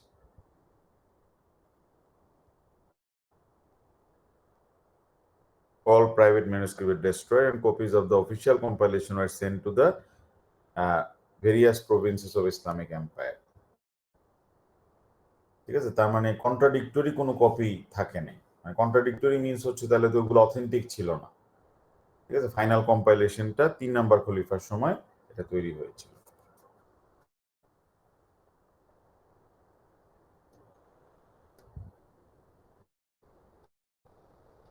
ঠিক আছে, আর এই যে অফিসিয়াল কম্পাইলেশন যে উনি করতে পারবে, হ্যাঁ, এটা তো উনি পাওয়ার তো ওনার আছেই। এই পাওয়ারটা তো নিয়েই আসলো যে এই যে কোরআন যে অফিসিয়াল ভাবে কম্পাইল করা যাবে আর অন্যান্য কপিগুলোকে ডেস্ট্রয় করা যাবে, এই যে উনি যেহেতু হেড অফ দ্য স্টেট, এই পাওয়ারটা তো ওনার আছে, সিয়াসার পাওয়ার, যেটা best interest of the community. এটারও সোর্স হচ্ছে যে হালাক যেটা বলতে চাচ্ছে যে এই পাওয়ারটা উনি কিভাবে এক্সারসাইজ করবো, কারণ কোরআনে তো এই পাওয়ারটা দেওয়া হয়নি কোনো খলিফাকে, এটা তো ওনার সিয়াসার পাওয়ারটা আছেই। The official compilation of Quran must have had the primary legal significance, for it define the subject matter of the text, and thus the legally minded a textus receptus on which to draw. এখান থেকে সবগুলা ল originate হবে বা সবগুলা ল এর validity determine করা হবে আমাদের কেলসেনের গ্রুন নর্মের মতো। মানে কোনো ল যদি কোরআনের সাথে কনফ্লিক্ট করে তাহলে এটার ভ্যালিড ল থাকবে না। The official compilation of the Quran was an exercise of executive discretion based on istihad by uh, Abu Bakr radiallahu anhu and Uthman radiallahu anhu respectively, for the purpose of preserving the Quran for posterity after the necessary consultation with other companions in conformity, and their affairs is by consultation among themselves. আমরা বলতে পারি যে পাওয়ারটা ওনার exercise করলো, এই পাওয়ারটা হচ্ছে সিয়াসার পাওয়ার, অথবা আমরা বলতে পারি যে ইস্তিহাদের পাওয়ার।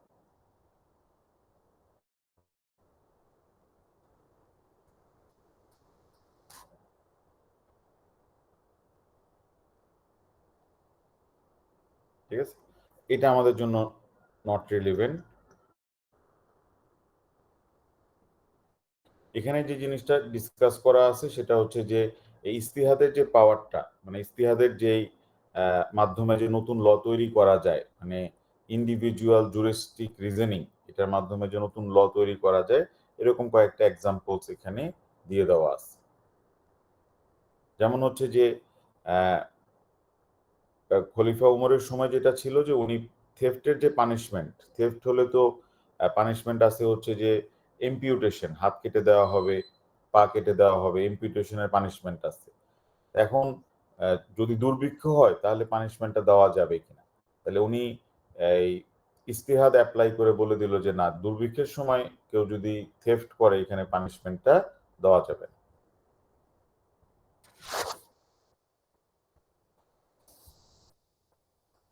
তাহলে এই টাইমে যেটা হয়েছে সেটা হলো যে তোমার ইসলামিক ল এর এক্সপানশন হয়েছে। শুধু ইসলামিক ল তখন আরব থেকে চলে গেল হচ্ছে সিরিয়াতে, ইজিপ্টে, ইরাকে, পার্সিয়াতে, বিভিন্ন জায়গায় ইসলামিক ল ওয়াজ তোমার এক্সপান্ডেড।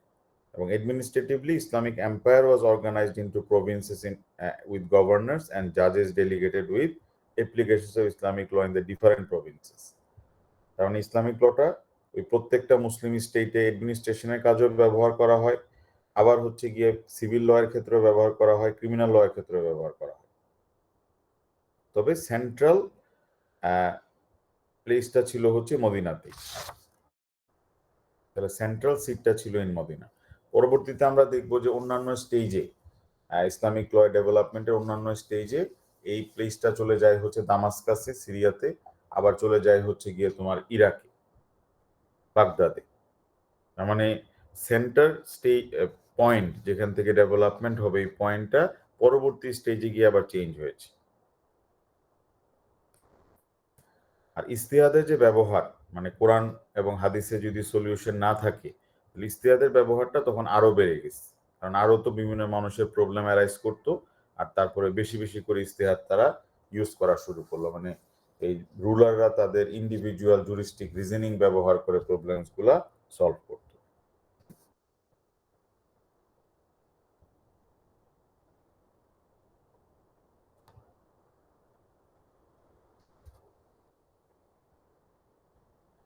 ঠিক আছে, তারপরে কিন্তু খেয়াল রাখতে হবে যে আরেকটা জিনিস যেটা করছে সেটা হচ্ছে যে এই স্টেজে এসে relevant customs of the new territories that were not violative of the Quran and সুন্নাহ were accommodated as the part of Islamic ল।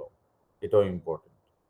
তার মানে ইস্তিহাদের পাশাপাশি প্রত্যেকটা ইসলামিক রাষ্ট্রের যে কাস্টমস গুলো আছে, সিরিয়ার কাস্টমস, ইজিপ্টের কাস্টমস, ইরাকের কাস্টমস, ইরান মানে পার্সিয়ার কাস্টমস, হ্যাঁ, ওই কাস্টমস গুলোও এই ইসলামিক ল এর মধ্যে ইনক্লুড করে দেওয়া হলো।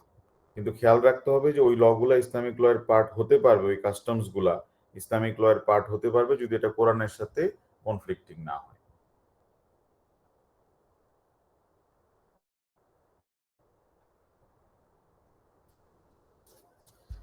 আছে? তার মানে এই স্টেজে আমাদেরকে খেয়াল রাখতে হবে যে কোরআন তো রিটেন হয়ে গেছে থার্ড খলিফার সময়, উসমান রাদিয়াল্লাহু আনহুর সময়, কিন্তু হাদিস তখনও আর রিটেন হয়নি। হাদিস তখনও মুখে মুখেই ছিল। আর হাদিসের উপর মানুষ এমনি রিলাই করতো তখন। ওই মেমোরাইজড হাদিসগুলোর উপরে রিলাই করতো। এইটা হচ্ছে আমাদের স্টেজ 2 টা কমপ্লিট। স্টেজ 3 হচ্ছে ক্লাসিক্যাল পিরিয়ড। তাহলে আমাদের চলে গেল হচ্ছে গিয়ে মানে প্রফেট সাল্লাল্লাহু আলাইহি ওয়াসাল্লামের ফরমেটিভ টাইম, সেকেন্ড চলে গেল 4 খলিফার টাইম। তারপরে যেটা শুরু হয়েছে সেটা হচ্ছে গিয়ে 2টা ডাইনেস্টি শুরু হয়েছে। একটা হচ্ছে উমাইয়াদ ডাইনেস্টি, আর একটা হচ্ছে আব্বাসিদ ডাইনেস্টি। উমাইয়াদ ডাইনেস্টিটা ছিল হচ্ছে 661 মানে হযরত আলীর মৃত্যুর পর থেকে 750 পর্যন্ত, আর আব্বাসিদ ডাইনেস্টি ছিল হচ্ছে 750 থেকে শুরু করে 1258 পর্যন্ত।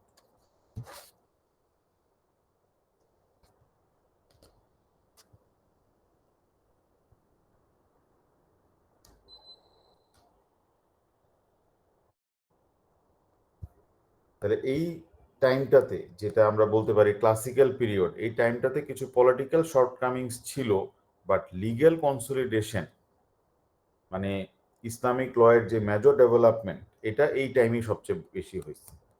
Classical period was the most important period for development of Islamic law. এটা আমরা এখানে মেনশন করতে পারবো আমাদের অ্যান্সারের মধ্যে, যে transformation during which Islamic law and administration witnessed significant evolution in response to different realities and challenges over the long period. ঠিক আছে, এটাকে বলা যায় হচ্ছে গিয়ে golden age of Islamic civilisation.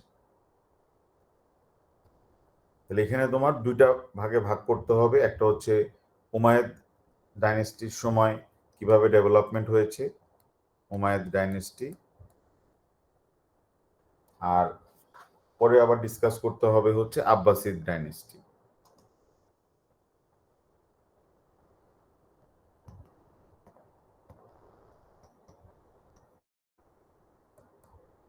এই 2টা ব্রিফলি ডিসকাস করলে পরের স্টেজেস গুলো খুবই শর্ট।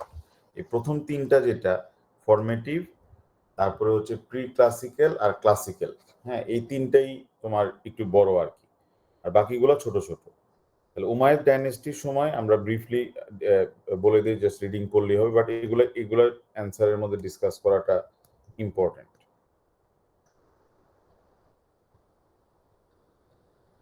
এখানে আমাদের under the Umayyad rule the central seat of government was move from Medina to Damascus, মানে সিরিয়াতে এটা মুভ করে চলে গেছে।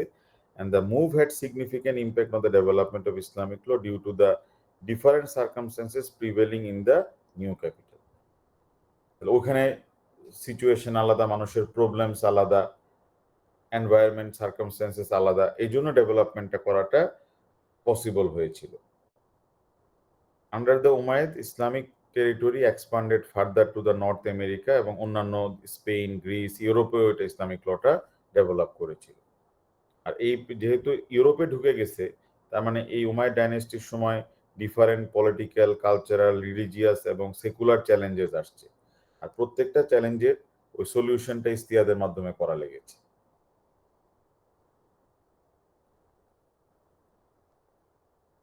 তাহলে এখন প্রশ্ন হচ্ছে যে এখানে আমাদের এখন প্রবলেম অ্যারাইজ করলো যে যেহেতু ইসলাম স্প্রেড করে সেন্ট্রাল এশিয়া, নর্থ আফ্রিকা, তারপরে middle east, Europe, Spain, Greece পর্যন্ত চলে গেছে, তাহলে আমাদের প্রবলেম অ্যারাইজ করলে আমরা কিভাবে সলভ করবো? প্রথমে আসবে কোরআন, তারপরে আসবে হচ্ছে সুন্না, সুন্নাতে এখন না থাকলে তারপরে আসবে ইস্তিহাদ। কিন্তু এখন ইয়ে তো লেখা নেই, এই হাদিসগুলো তো লেখা নেই, সুন্নাগুলো তো লেখা নেই, প্রফেট সাল্লাল্লাহু আলাইহি ওয়াসাল্লামের কথা, কাজ এবং হচ্ছে ইকুইসেন্স, এগুলো তো কোথাও লেখা নেই। তখন যে নিডটা চলে আসলো যে অনেকেই প্রফেট সাল্লাল্লাহু আলাইহি ওয়াসাল্লামের কথাবার্তাগুলা বা কাজগুলাকে তোমার ডিস্টর্টেড ভাবে এক্সপ্লেইন করতো।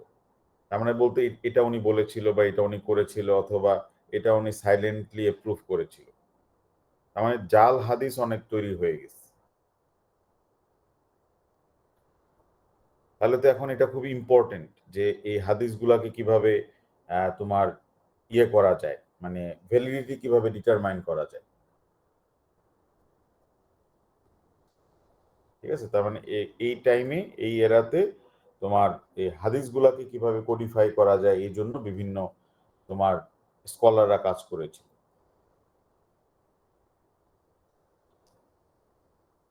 Also there was more recourse to ইস্তিহাদ অ্যান্ড তোমার রেশনালিজম।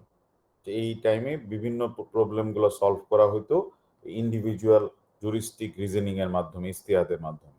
তাহলে এই অ্যান্সারটা দেখতে গেলে আমরা দেখতেছি যে ইস্তিহাদের অনেক রোল আছে, মানে কোরআন এবং সুন্নাতে অনেক প্রবলেমের সলিউশন নাও থাকতে পারে, কিন্তু ইস্তিহাদ অনেকগুলা মেজর সোর্স হিসেবে কাজ করেছে।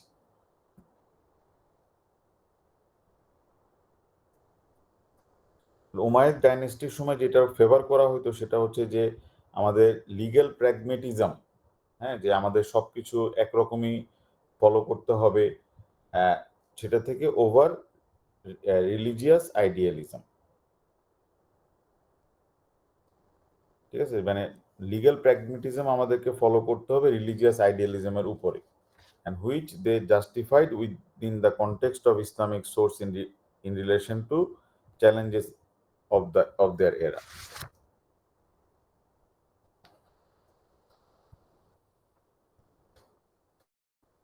এখানে উমাইয়াদের একটা ক্রিটিসিজম আছে যে বেশি ইস্তিহাদ ইউজ করতে গিয়ে তারা, অনেকে বলে যে তারা কোরআন এবং হাদিস থেকে সরে আসছে, এটা একটা ক্রিটিসিজম আমরা এখানে মেনশন করতে পারি। আর উমাইয়াদ ডাইনেস্টির একদম লাস্টের দিকে যেটা হয়েছে যে বিশেষ করে সুন্নি স্কুল চারটা ভাগে ভাগ হয়ে গেছে, কারণ ওই যে যারা ইসলামিক স্কলার তারা বিভিন্ন ইস্তেহাদ ব্যবহার করে তারা চারটা স্কুলে ভাগ হয়ে গেছে। ইমাম আবু হানিফাকে যারা ফলো করে তারা হানাফি স্কুল, তারপরে হচ্ছে যারা ইমাম মালিককে ফলো করবে মালিকি স্কুল, তারপরে যারা ইমাম শাফিকে ফলো করবে শাফি স্কুল, এরকম চারটা ভাগে ভাগ হয়ে গিয়েছে। তাহলে চারটা স্কুল এই টাইমটাতেই ক্রিয়েট হয়।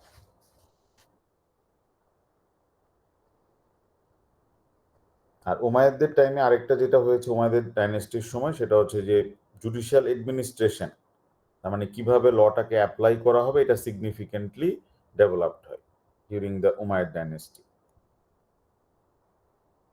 কারণ এখানে যেহেতু ইসলামটা স্প্রেড করে চলে গেছে ইন সেন্ট্রাল এশিয়া, আফ্রিকা, তারপরে ইউরোপ, তাহলে তো এখানে তোমার বিভিন্ন রিলিজিয়নের লোক আছে, হ্যাঁ, মানে তো বিভিন্ন রিলিজিয়নের তাদের সাথে কিভাবে কন্ট্রাক্ট করা হবে, তারপরে তাদের সাথে তারা যদি অফেন্স করে তাদের পানিশমেন্ট কি হবে, তাদেরকে ইনজুরি করলে কি হবে, কারণ তারা তো নন মুসলিম। নন মুসলিম সাবজেক্টদের সাথে রিলেশনের জন্য তো এখানে একটা কোর্ট সিস্টেম থাকতে হবে।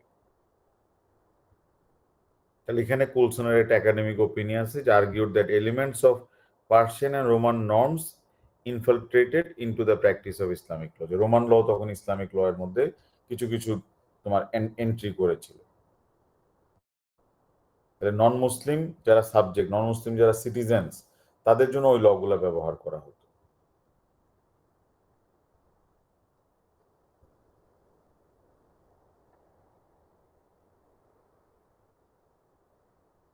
ঠিক আছে, তাহলে এখানে একটা দুইটা একাডেমিক ওপিনিয়ন আছে, এটা আমরা অ্যাড করে দিতে পারি। আর আব্বাসিড ডাইনেস্টির সময় যেটা চলে যায় সেটা হচ্ছে যে যেটা প্রথমে মদিনা থেকে চলে আসলো হচ্ছে ডামাসকাসে উমাইয়াদের উমাইয়াদ ডাইনেস্টির সময়, তারপর এখানে আবার এখান থেকে চলে যায় হচ্ছে বাগদাদ, ইরাকে। মেইন সেন্টারটা চলে যায় হচ্ছে in Baghdad. The Abbasid overthrew the Umayyads in 750 and moved the seat of government from Damascus to Baghdad in 1762. আর ইসলামিক কোর্ট সিস্টেমটাকে আরেকটু অর্গানাইজ করার জন্য তারা ইসলামিক ক্লার্জিদেরকে তোমার দিয়ে বিচার করানো শুরু করে হচ্ছে এই টাইম।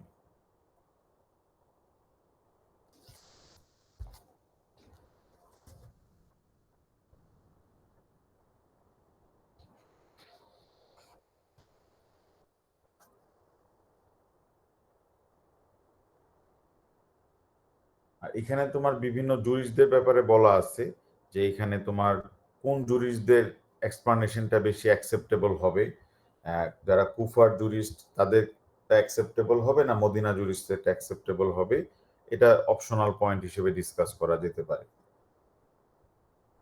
মদিনা জুরিস্ট যারা ছিল তারা ছিল কনজারভেটিভ এবং বেশি রিজিড, আর কুফিয়ান যারা জুরিস্ট তারা ছিল হচ্ছে মোর লিবারেল।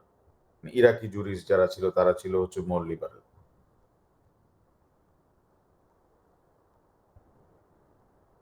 এখানে আমাদের ইম্পর্টেন্ট পার্ট হচ্ছে জোসেফ সাচ argued that the development of legal theory in the second century of Islam was dominated by the struggle between the two groups of the jurists, that is Modena jurists and the Kufian jurists, with Christopher Melchert proposing that there was a great animosity, কিন্তু আসলে এরকম কোনো animosity ছিল না। মানে এটা western legal ফিলোসোফাররা বলে যে না, এই দুইটা জুরিস্টের মধ্যে বা গ্রুপের মধ্যে কনফ্লিক্ট ছিল, কিন্তু ইসলামিক স্কলারদের মতে এখানে তাদের মধ্যে সম্পর্কটা ছিল মিউচুয়াল রেসপেক্ট এর সম্পর্ক।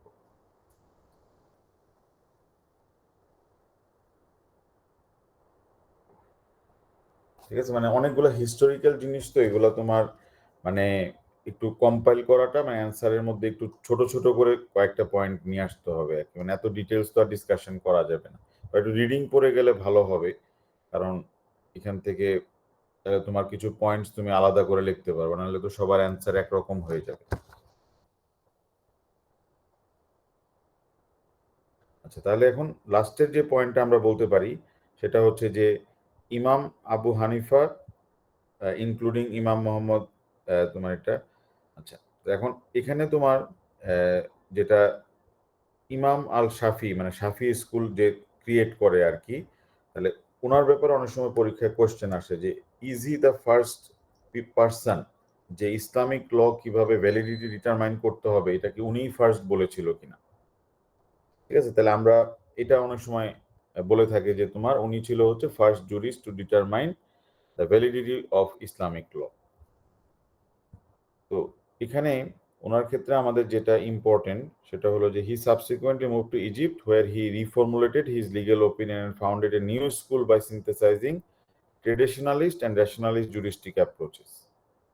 He then formulated his famous jurisprudential treatise, Al Risala fi Usul al Fiqh, in which he devised a formal legal theory on the sources and methods of Islamic law through a combination of text and reasoning, identifying the law. তাহলে কিভাবে Islamic লটা identify করা যাবে authentic ভাবে, এটার একটা mechanism উনি বের করেছিল। যেরকম ভাবে অস্টিন বের করছে যে আমরা দেখবো কোনটা সভরিনের কমান্ড, তাহলে এটা ভ্যালিড ল হবে। যেরকম ভাবে কেলসন বলছে আমরা দেখবো হিস্টোরিক্যালি ফার্স্ট কনস্টিটিউশন কোনটা, সেটা ভ্যালিড ল হবে। It recognized that the first formal jurisprudential work to offer a consistent theoretical framework for textual interpretation and legal reasoning of Islamic law that endures till today. উনি যে মেথডটা বের করেছে এই মেথডটা এখনো applicable হয়। তাহলে উনি যেই জিনিসটা ডেভেলপ করলো সেটা হচ্ছে মানে ফিক, মানে বলতে তো আমরা বোঝাতে পারি ইসলামিক ল বা ইসলামিক জুরিসপ্রুডেন্স, কিন্তু ইসলামিক ল এর অথেন্টিসিটি কিভাবে ডিটারমাইন করা হবে, থিওরিটিক্যাল প্রিন্সিপালকে বলা হয় উসুল আল ফিক।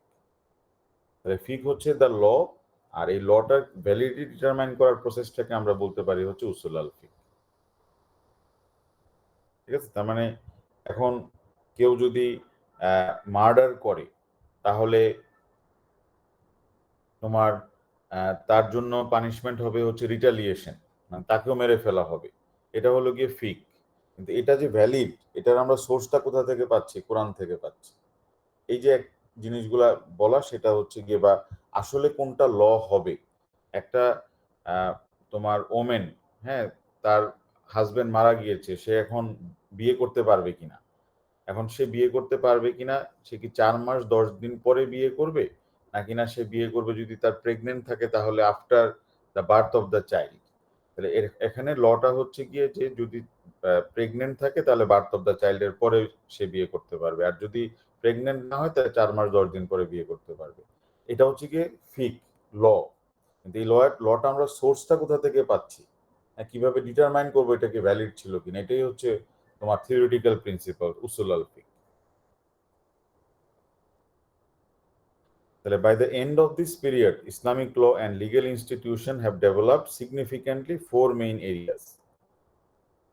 যে এখানে যে ডেভেলপমেন্টগুলো হয়েছে সেটা হচ্ছে emergence of a systemized Islamic legal methodology, কিভাবে আমরা ভ্যালিডিটি ডিটারমাইন করব, ফর্মাল হয়ে গেছে জুডিশিয়ারি এবং court system, and appointment of imam Abu Yusuf as the first chief justice, development of positivist legal doctrine and compilation of basic legal codes such as uh, Kitab al-Kharaz, an Islamic revenue code written by Abu Imam Yusuf at the request of Khalif Harun al-Rashid. ঠিক আছে, তাহলে এই development গুলো হয়েছে হচ্ছে তোমার এই classical period, মানে তোমার আমাদের এই ক্লাসিক্যাল পিরিয়ডে, মানে যখন মানে উমাইয়াদ ডাইনেস্টি এবং আব্বাসিদ ডাইনেস্টির সময়। ঠিক আছে, যে কাদি কোর্টস যারা ইসলামিক লটাকে অ্যাপ্লাই করবে এগুলো তখন এস্টাবলিশড হয়েছিল।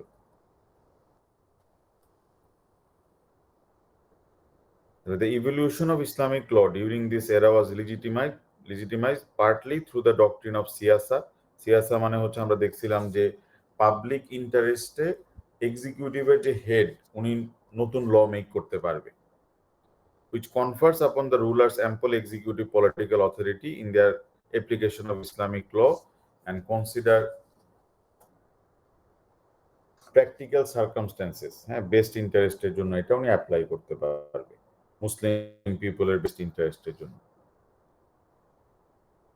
তাহলে এটা এই পাওয়ারের কারণে তোমার আব্বাসিদ ডাইনেস্টি এবং হচ্ছে উমাইয়াদ ডাইনেস্টির সময় ইসলামিক ল এই ডেভেলপমেন্টটা পসিবল হয়েছে।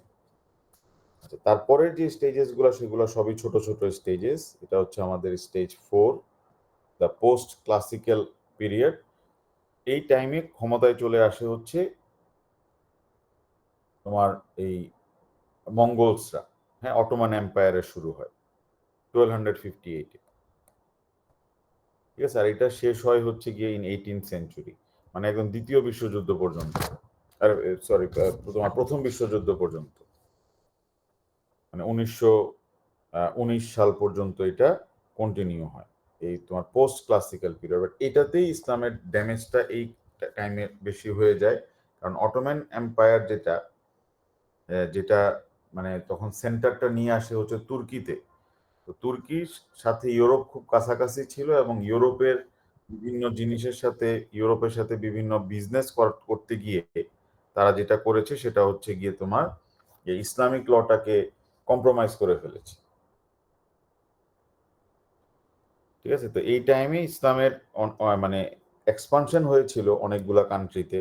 আমরা যেটা বলতে পারি যে নন আরব মুসলিমস কান্ট্রিগুলোতে এটার এক্সপানশন হয়েছিল, এবং ইসলামিক লটা তখন এক্সপানশন করতে করতে Egypt, Yemen, Baghdad, Spain, India, Syria, হ্যাঁ, এটা কিন্তু it is often seen as the period of stagnation in Islamic law, when the idea of the so-called closing gate of ijtihad was floated to preserve the classical jurisprudential heritage। মানে ধরে নেওয়া হয়েছে যে আর ইজতিহাদ তৈরি করা যাবে না, যা তৈরি করা হয়েছে সেগুলোই আমরা ফলো করব, আর বেশি বেশি ইজতিহাদ তৈরি করলে তখন ইসলামিক লটা খুব বেশি লিবারেল হয়ে যাবে। ওই ভুল ধারণা থেকে যে ইজতিহাদের ডোর তো আসলে ক্লোজ কখনোই হবে না, কারণ বিভিন্ন প্রবলেম আসবে, মানুষ তার তোমার ডিসক্রেশন ইকুইটিভলি এক্সারসাইজ করে প্রবলেম সলভ করবে। Due to political situation of the period, Islamic jurisprudence became more conservative, slowing down the evolution of ijtihad, while emphasis shifted mainly to following precedents from classical period। হ্যাঁ, তোমার আগের জিনিসগুলো থেকেই solution করা শুরু করলো, president follow করা শুরু করলো, মানে ক্রিয়েটিভ ভাবে যে প্রবলেম সলভ করবে এই জিনিসটা এই পিরিয়ডে এসে বন্ধ হয়ে গেছে। ঠিক আছে, the study of comparative jurisprudence became widespread, whereby different jurisprudential views of classical jurists were scrutinized। যে কোনো প্রবলেম হলে দেখা হবে যে এখানে ইমাম আবু হানিফা কি সাজেস্ট করছে, তারপরে হচ্ছে শাফি কি সাজেস্ট করেছে, হাম্বলি কি সাজেস্ট করেছে। তার মানে নিজেরা প্রবলেমটা কিভাবে সলভ করা হবে এটা চিন্তা করে না, কোনটা প্র্যাকটিক্যাল হবে এটা চিন্তা করা হয়নি। ক্লিয়ার জিনিস, এটা হচ্ছে গিয়ে এই প্রবলেমের সমস্যা। এবং this continue until 19th century. তোমার তানজিমাত রিফর্মস, এটা আরো ড্যামেজিং ছিল এটা হয়েছিল হচ্ছে 1839 টু 1876 পর্যন্ত। এই তানজিমাত রিফর্মসটা করা হয়েছিল influence by European interactions the Ottoman Empire. ইউরোপিয়ানদের সাথে বিজনেস করতে গেলে আমাদেরকে তাদের কন্ট্রাক্ট ল, হ্যাঁ, তাদের মানে বিভিন্ন ল আমাদেরকে ফলো করতে হবে। তবে কন্ট্রাডিক্টরি একাডেমিক ওপিনিয়ন আছে এখানে। যেমন হালাক যেটা বলতে চায় যে ইসলামিক ল এই টাইমে আসলে স্ট্যাগন্যান্ট হয় নাই এবং আসলে ইজতিহাদের ডোর ক্লোজ ছিল না। বাট মানে আদার রাইটার্সরা বলতে চাচ্ছে যে এই টাইমে তো যদি এরকম ডেভেলপমেন্ট হতো তাহলে তো দেখা যেত। ঠিক আছে? তো এখানে বলা হচ্ছে যে ইজতিহাদ ব্যবহার না করলেও তারা ইসলামিক বিভিন্ন প্রিন্সিপালস ব্যবহার করত, যেমন তালফিক মানে প্যাচিং আপ অথবা ইস্তিসান জুরিস্টিক প্রেফারেন্স থাকায়ু, এই প্রিন্সিপালস গুলো ডেভেলপড হয়েছিল। Principles way develop.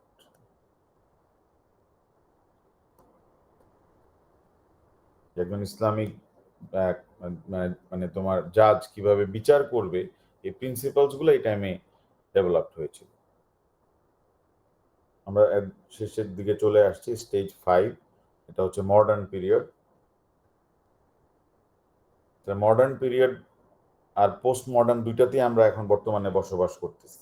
ঠিক আছে, আমাদের তো ওই টাইমটাও কমপ্লিট হয়ে গেছে। Modern period of Islamic law is perceived to have started from the mid 19th century with the Tazimat reforms movement under the Ottoman Empire to the efforts of Muslim scholars such as Jalaluddin al-Afghani, who perceived as the leading proponent of Islamic legal reforms in the 19th century. এখানে বিভিন্ন Islamic reforms হয় হচ্ছে modern ইয়েতে। This was part became known as Islamic reform project instigated by the impact of European advancement and the effect of modernity in Muslim world on Islamic thought.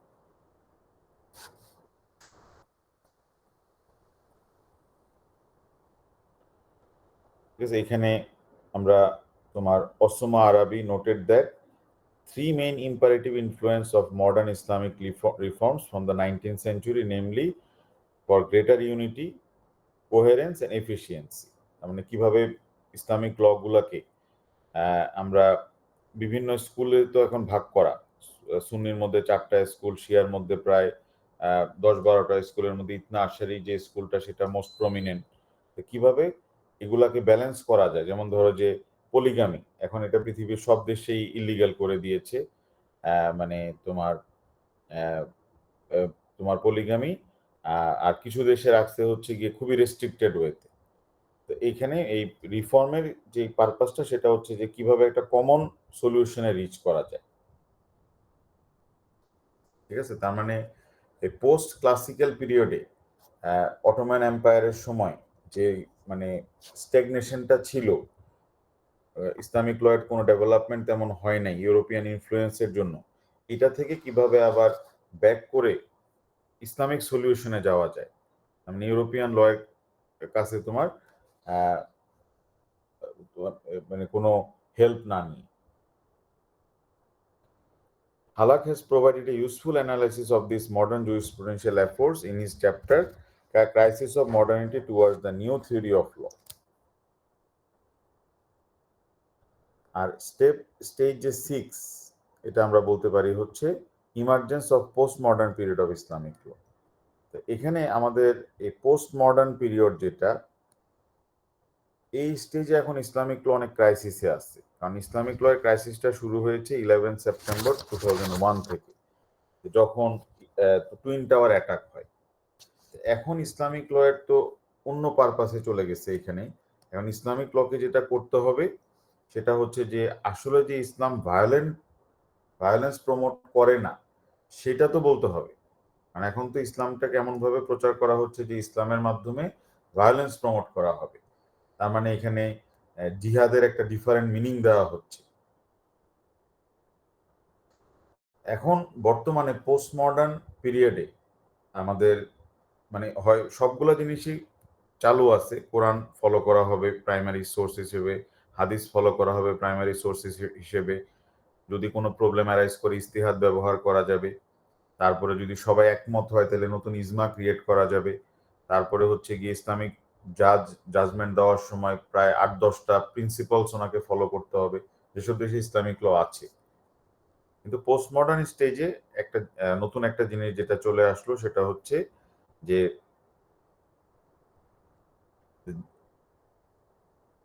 তোমার there is a laudable scholarly effort to promote a renewed compassionate understanding and application of Islamic law globally. Islamic লটা আবার globally কিভাবে apply করা যায়, এবং the doctrine of মাকসাদ আল শারিয়া মানে অবজেক্টিভ অফ শারিয়া অ্যান্ড প্রিন্সিপাল অফ মাসালা মানে human welfare have both been brought to the forefront in the works of contemporary Islamic scholars in arguing that underlying objective of Sharia and Islamic law is to ensure human well-being and global peace. এই জিনিসটাকে promote করা যে তোমার ইসলাম বা Islamic law এমনভাবে apply করতে হবে যেন পিস এনশিওর করা যায় এবং হিউম্যান ওয়েলফেয়ারের জন্য এটা এনশিওর করা যায়। ঠিক আছে, লগুলো এমনভাবে তৈরি করতে হবে যেন অবজেক্টিভ অফ শারিয়াকে অ্যাচিভ করা যায়, হিউম্যান ওয়েলফেয়ারকে এখানে প্রায়োরিটি দেওয়া হচ্ছে। ঠিক আছে, তার মানে এখানে দুইটা এখন অবজেক্টিভ মানে পোস্ট মডার্ন স্টেজ। একটা হচ্ছে যে মানে ইসলামের ব্যাপারে যে মিসকনসেপশন সেটাকে কিভাবে তোমার দূর করা যেতে পারে, আর হচ্ছে গিয়ে কিভাবে ইসলামিক লটাকে ইউজ করা যেতে পারে for human welfare and to ensure piece. তারপরে আসে হচ্ছে গিয়ে কনক্লুশন। তাহলে কনক্লুশনে আমরা যেটা বলতে পারি যে তোমার this signifies a new positive postmodern evaluation of Islamic law for the 21st century and beyond, an evaluation underpinned by benevolence, human dignity, human cooperation, এই জিনিসগুলো এনশিওর করতে হবে।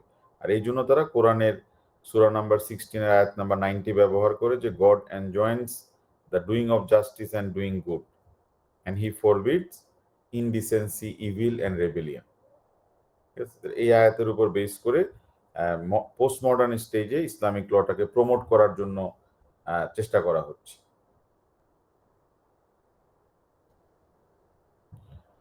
ঠিক আছে, তাহলে আমরা যে কোশ্চেনটা আমরা দেখেছিলাম, যে কয়েকটা কোশ্চেন তো আমরা দেখলাম যে যেগুলো আসে, তাহলে এখানে যে কোশ্চেনটা আমরা দেখতেছি যে evidently Islamic law has not been static since the inception of 7th century.